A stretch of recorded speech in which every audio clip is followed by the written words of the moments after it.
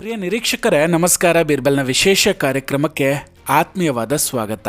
ವೀಕ್ಷಕರೇ, ಈ ಯುದ್ಧಗಳೇ ಹಾಗೆ ಶುರುವಾಗೋದು ಮಾತ್ರ ನಮ್ಮ ಕೈಯಲ್ಲಿರುತ್ತೆ, ಆದರೆ ಮುಗಿಯೋದು ಯಾರ ಕಂಟ್ರೋಲ್ನಲ್ಲೂ ಇರೋದಿಲ್ಲ. ಈಗ ನೋಡಿ, ಇಸ್ರೇಲ್ ಹಾಗೂ ಅಮೇರಿಕ ಸೇರಿಕೊಂಡು ಇರಾನ್ ಮೇಲೆ ಯುದ್ಧವನ್ನು ಆರಂಭ ಮಾಡಿತು. ಇರಾನ್ಗೆ ಭಾರೀ ನಷ್ಟ ಅಂತೂ ಆಗಿದೆ. ಇರಾನ್ನ ಸುಪ್ರೀಂ ಲೀಡರ್ ಖಮೇನಿ ಅವರ ಪ್ರಾಣವೇ ಹೋಗಿದೆ. 40 ಮಂದಿ ಉನ್ನತ ಅಧಿಕಾರಿಗಳು ಸಾವನ್ನಪ್ಪಿದ್ದಾರೆ. ಆದರೆ ಇರಾನ್ಗೆ ಈಗ ಕೋಪ ನೆತ್ತಿಗೇರಿದು ಮಾತ್ರ ಪಾಕಿಸ್ತಾನದ ಮೇಲೆ. ನಾವು ಪಾಕಿಸ್ತಾನವನ್ನು ಮುಗಿಸದೆ ಬಿಡೋದೇ ಇಲ್ಲ, ಪಾಕಿಸ್ತಾನವನ್ನು ಸರ್ವನಾಶ ಮಾಡ್ತೀವಿ ಅಂತ ಇರಾನ್ ಈಗ ಶಪಥ ಮಾಡಿದೆ. ಯಾಕಾಗಿ? ಪಾಕಿಸ್ತಾನ ಏನು ಮಾಡ್ತು ಇರಾನ್ಗೆ? ಇದು ಇನ್ನೊಂದು ಮಜವಾದ ಕತೆ.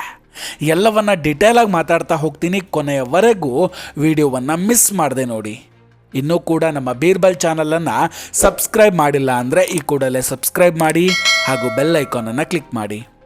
ವೀಕ್ಷಕರೇ, ಅಮೇರಿಕ ಇರಾನ್ ಮೇಲೆ ದಾಳಿ ಮಾಡಿ ಸುಪ್ರೀಂ ಲೀಡರನ್ನು ಹೊಡೆದ್ರು ಇರಾನ್ ಮಾತ್ರ ಮಂಡಿಯೂರ್ಲೇ ಇಲ್ಲ.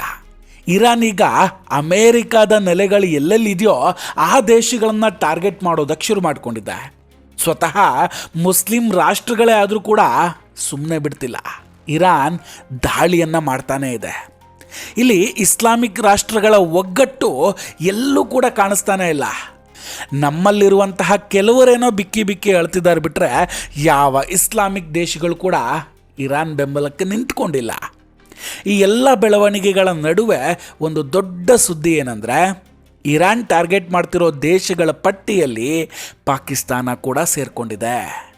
ಯಾಕಂದರೆ ಅಮೇರಿಕ ಇರಾನ್ ಮೇಲೆ ದಾಳಿ ಮಾಡೋದಕ್ಕೆ ಪಾಕಿಸ್ತಾನವೇ ಸಹಾಯ ಮಾಡಿದೆ ಅನ್ನೋದು ಇರಾನ್ನ ಬಲವಾದಂತಹ ನಂಬಿಕೆ.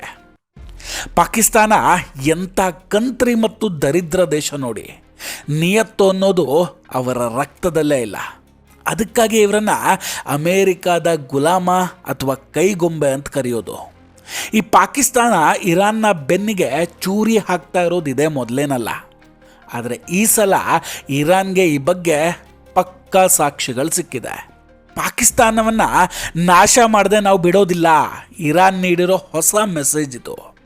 ಇರಾನ್ ಈಗ ಸೇಡಿನ ಜ್ವಾಲೆಯಲ್ಲಿ ಉರಿತಾ ಇದೆ. ಜೊತೆಗೆ ಪಾಕಿಸ್ತಾನ ಅದರ ಮುಂದಿನ ಟಾರ್ಗೆಟ್ ಕೂಡ ಆಗಲಿದೆ.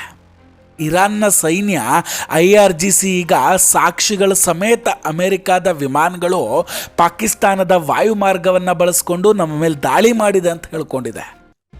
ಪಾಕಿಸ್ತಾನದ ಗ್ವಾದರ್ ಬಂದರ್ನಿಂದ ಈ ಕ್ಷಿಪಣಿಗಳನ್ನು ಉಡಾಯಿಸಲಾಗಿದೆ ಮತ್ತು ಅಮೆರಿಕಾದ ಫೈಟರ್ ಜೆಟ್ಗಳು ಅಲ್ಲಿಂದ ಹಾರಿ ಇರಾನ್ನ ಮೇಲೆ ಬಾಂಬ್ ಹಾಕಿ ಮತ್ತೆ ಪಾಕಿಸ್ತಾನಕ್ಕೆ ಮರಳಿದೆ ಅಂತ ಹೇಳ್ತಾ ಇದೆ. ಇರಾನ್ ಈ ಎಲ್ಲ ಚಲನವಲನಗಳ ರಿಯಲ್ ಟೈಮ್ ಇಂಟೆಲಿಜೆನ್ಸ್ ಮತ್ತು ಗೂಗಲ್ ಮ್ಯಾಪ್ ದೃಶ್ಯಗಳನ್ನು ಶೇರ್ ಕೂಡ ಮಾಡಿಕೊಂಡಿದೆ. ಸೌದಿ ಅರೇಬಿಯಾ, UAE ಮತ್ತು ಬಹ್ರೇನ್ ವಿಷಯದಲ್ಲಿ ನಾವು ಯಾವ ನೀತಿಯನ್ನು ಹೊಂದಿದ್ದೇವೋ ಅದೇ ನೀತಿಯನ್ನು ಪಾಕಿಸ್ತಾನದ ವಿರುದ್ಧವೂ ಕೂಡ ಅನುಸರಿಸ್ತೇವೆ ಮತ್ತು ಪಾಕಿಸ್ತಾನದ ಮೇಲೆ ದಾಳಿ ಮಾಡ್ತೇವೆ ಅಂತ IRGC ವಾರ್ನಿಂಗನ್ನು ಕೊಟ್ಟಿದೆ. ನೋಡಿ, ಪಾಕಿಸ್ತಾನ ಅಮೇರಿಕಾಗೆ ಸಹಾಯ ಮಾಡ್ತಿರೋದು ಇವತ್ತು ನಿನ್ನೆ ವಿಷಯ ಅಲ್ಲ. ಆಪರೇಷನ್ ಸಿಂಧೂರ್ ಸಮಯದಲ್ಲಿ ಪಾಕಿಸ್ತಾನಿ ವಾಯುಪಡೆಯ ಕಮಾಂಡ್ ಸೆಂಟರ್ನ ಫೋಟೋ ಒಂದರಲ್ಲಿ ಇರಾನ್ ಮತ್ತು ಭಾರತದ ನಕ್ಷೆಗಳನ್ನು ಗುರಿಯಾಗಿ ತೋರಿಸಲಾಗಿತ್ತು.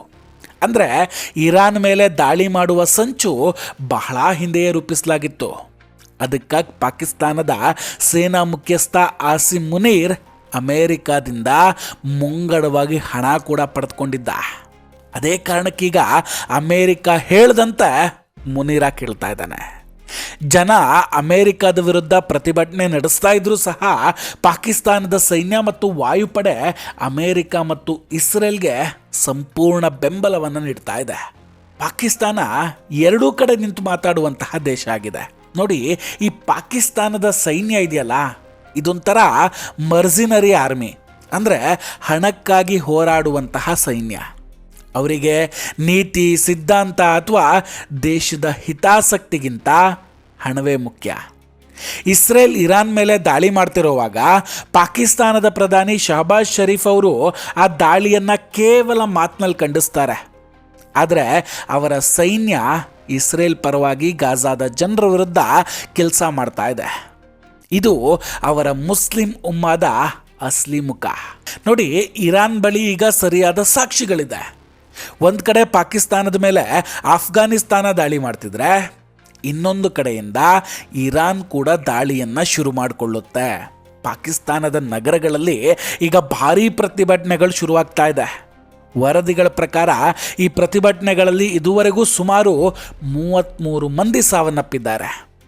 ಪಾಕಿಸ್ತಾನದ ಒಳಗೂ ಸಂಘರ್ಷ ನಡೀತಾ ಇದೆ. ಅಫ್ಘಾನಿಸ್ತಾನವೂ ಕೂಡ ದಾಳಿ ಮಾಡ್ತಿದೆ ಮತ್ತು ಈಗ ಇರಾನ್ ಕೂಡ ತನ್ನ ದಾಳಿಯನ್ನು ಆರಂಭಿಸಿದೆ. ಪಾಕಿಸ್ತಾನದ ಜನರಂತೂ ಈಗ ಬಹಿರಂಗವಾಗಿ ಸೇನಾ ಮುಖ್ಯಸ್ಥ ಆಸಿಮ್ ಮುನೀರ್ ಅವರನ್ನ ದೂಷಿಸ್ತಾ ಇದ್ದಾರೆ. ಸೈನ್ಯದ ವಿರುದ್ಧ ಘೋಷಣೆಗಳನ್ನು ಕೂಗ್ತಾ ಇದ್ದಾರೆ. ಪಾಕಿಸ್ತಾನದ ಸೈನ್ಯ ಮತ್ತು ಅದರ ಫೀಲ್ಡ್ ಮಾರ್ಷಲ್ ಅನ್ನು ತೊಲಗಿಸಿದ ಹೊರತು ದೇಶಕ್ಕೆ ರಕ್ಷಣೆ ಇಲ್ಲ ಅಂತ ಪ್ರತಿಭಟನಾಕಾರರು ಹೇಳ್ತಾ ಇದ್ದಾರೆ. ಇರಾನ್ ಈಗ ಪಾಕಿಸ್ತಾನದ ಮೇಲೆ ಬಲೂಚಿಸ್ತಾನ್ ಕಡೆಯಿಂದ ದಾಳಿ ನಡೆಸುವ ಸಾಧ್ಯತೆ ತುಂಬ ಇದೆ. ಈಗಾಗಲೇ ಇರಾನ್ ಪಾಕಿಸ್ತಾನದ 3 ತೈಲ ಹಡಗುಗಳನ್ನು ತಡೆ ಹಿಡಿದಿದೆ ಅನ್ನೋ ವರದಿ ಕೂಡ ಬಂದಿದೆ. ಒಂದು ವೇಳೆ ಇರಾನ್ ಏನಾದರೂ ಕ್ಷಿಪಣಿ ದಾಳಿಗಳನ್ನು ಪ್ರಾರಂಭ ಮಾಡಿದ್ರೆ ಪಾಕಿಸ್ತಾನದ ಮೇಲೆ, ಅತ್ತ ಬಲೂಚ್ ಲಿಬರೇಷನ್ ಆರ್ಮಿ ಕೂಡ ಪಾಕಿಸ್ತಾನದ ಸೈನ್ಯಕ್ಕೆ ತೊಂದರೆ ಕೊಡೋದಕ್ಕೆ ಸಿದ್ಧ ಆಗಿದೆ. ಪಾಕಿಸ್ತಾನದ ರಕ್ಷಣಾ ಸಚಿವ ಖ್ವಾಜಾ ಆಸಿಫ್ ಅವರು ಇತ್ತೀಚೆಗೊಂದು ಹಾಸ್ಯಾಸ್ಪದವಾದ ಹೇಳಿಕೆಯನ್ನು ಕೊಡ್ತಾರೆ. ಅಮೇರಿಕ ನಮ್ಮ ಕೆಲವು ಜನರನ್ನು ಕೊಂದರೂ ಕೂಡ ನಾವೇನೂ ಮಾಡೋದಕ್ಕೆ ಸಾಧ್ಯ ಇಲ್ಲ, ಯಾಕಂದರೆ ನಮ್ಮಲ್ಲಿ ತೈಲದ ಬಿಲ್ ಕಟ್ಟೋದಕ್ಕೆ ಕೂಡ ಹಣ ಇಲ್ಲ ಅಂತ. ಪಾಕಿಸ್ತಾನದ ಪರಿಸ್ಥಿತಿ ಎಷ್ಟು ಹದಗೆಟ್ಟಿದೆ ಅಂದರೆ ಅಮೇರಿಕ ಅಲ್ಲಿನ ವೆಂಟಿಲೇಟರ್ ಮತ್ತು ಡ್ರಿಪ್ಸನ್ನು ಕೂಡ ಯಾವಾಗ ಬೇಕಾದರೂ ಆಫ್ ಮಾಡಬಹುದು. ಪಾಕಿಸ್ತಾನದ ರಕ್ಷಣಾ ಸಚಿವರು ಸಾಕ್ಷಿಗಳ ಬಗ್ಗೆ ಕೇಳಿದಾಗ ಎಲ್ಲವೂ ಸೋಷಿಯಲ್ ಮೀಡಿಯಾದಲ್ಲಿದೆ ಅಂತ ಉತ್ತರಿಸ್ತಾರೆ. ತಮ್ಮ ದೇಶದ ಸೈನ್ಯ ಮತ್ತು ವಾಯುಪಡೆ ಏನು ಮಾಡ್ತಿದೆ ಅನ್ನೋದು ಸ್ವತಃ ರಕ್ಷಣಾ ಸಚಿವರಿಗೆ ಗೊತ್ತಿಲ್ಲ. ಈಗ ಅಫ್ಘಾನಿಸ್ತಾನ ಮತ್ತು ಇರಾನ್ನಿಂದ ಏಟ್ ಬೀಳೋದಕ್ಕೆ ಪ್ರಾರಂಭ ಆದಾಗ ಮತ್ತು ದೇಶದೊಳಗೆ ಪ್ರತಿಭಟನೆಗಳು ಹೆಚ್ಚಾದಾಗ ಪಾಕಿಸ್ತಾನದ ಅಧ್ಯಕ್ಷರು ಭಾರತದೊಂದಿಗೆ ಮಾತುಕತೆ ನಡೆಸಬೇಕು ಅಂತ ಹೇಳ್ತಾ ಇದ್ದಾರಂತೆ. ಈ ಅಧ್ಯಕ್ಷರನ್ನು ಪಾಕಿಸ್ತಾನದಲ್ಲಿ ಮಿಸ್ಟರ್ 10% ಅಂತ ಕರೆಯಲಾಗುತ್ತೆ. ಯಾಕಂದರೆ ಈತ ಪ್ರತಿಯೊಂದು ಕೆಲಸಕ್ಕೂ ಕೂಡ 10% ಕಮಿಷನ್ ಪಡಿತಾನಂತೆ. ಗೂಗಲ್ನಲ್ಲಿ ಹುಡುಕಿದ್ರೂ ಅವರ ಈ ಹೆಸರು ಕಾಣಿಸ್ಕೊಳ್ಳುತ್ತೆ. ಒಂದಂತೂ ಸತ್ಯ, ಯಾವ ದೇಶದ ನಾಯಕರು ಮತ್ತು ಸೇನಾ ಮುಖ್ಯಸ್ಥರು ಕೇವಲ ಹಣಕ್ಕಾಗಿ ದೇಶವನ್ನು ಮಾರ್ಕೊಳ್ಳೋದಕ್ಕೂ ರೆಡಿ ಇರ್ತಾರೋ ಅಂತಹ ದೇಶದ ಬಗ್ಗೆ ಹೆಚ್ಚು ಚರ್ಚೆ ನಡೆಸೋದು ಟೈಮ್ ವೇಸ್ಟ್ ಆಗಿಬಿಡುತ್ತೆ. ವೀಕ್ಷಕರ, ಇದೆಲ್ಲದರ ಬಗ್ಗೆ ನಿಮ್ಮ ಅಭಿಪ್ರಾಯ ಏನು? ದಯವಿಟ್ಟು ಕಮೆಂಟ್ ಮಾಡಿ ತಿಳಿಸಿ. ನಾವು ಕೊಟ್ಟಂತಹ ಮಾಹಿತಿಗಳು ನಿಮಗಿಷ್ಟ ಆಗಿದ್ದರೆ ವಿಡಿಯೋವನ್ನು ಲೈಕ್ ಮಾಡಿ ಹಾಗೂ ಶೇರ್ ಮಾಡಿ.